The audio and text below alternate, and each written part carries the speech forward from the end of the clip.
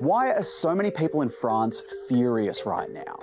We've seen fires in the streets, violent clashes between protesters and police, and millions of people across the country taking part in a seemingly endless stream of strikes and protests. The democracy is dead today. The reason behind these protests is a decision by French President Emmanuel Macron to raise the retirement age from 62 to 64. Now, seeing this level of anger over a decision about retirement age may seem confusing to people outside of France, especially considering that France had one of the lowest retirement ages for an OECD nation, and even at 64, it's still in the bottom half. The thing is, there's a lot more going on here than meets the eye. But before we get into all of that, let's quickly cover why President Macron has been so set on pushing through this controversial change. In simple terms, it has to do with rising debt and an ageing population. People in France have been living longer, and birth rates have been dropping. And when you combine these two things, you can end up with an ageing population.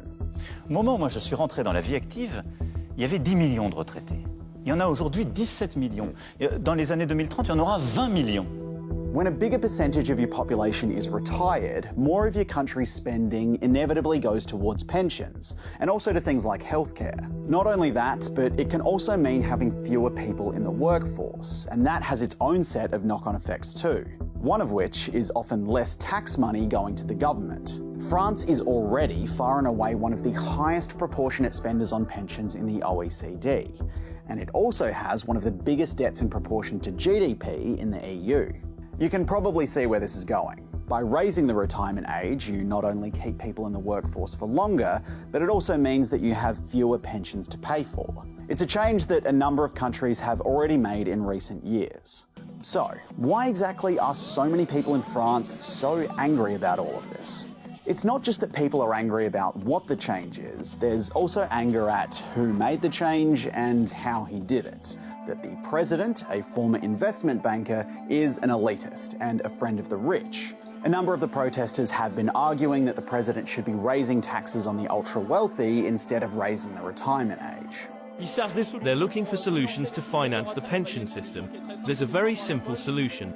It's to take from the pockets of billionaires. President Macron, of course, denies that he's an elitist. But one thing that's hard to deny is that the president just isn't very popular in France right now, and hasn't been for a while. So, for some, these protests aren't just about venting their frustrations with the retirement changes, but also venting their frustrations about the president himself.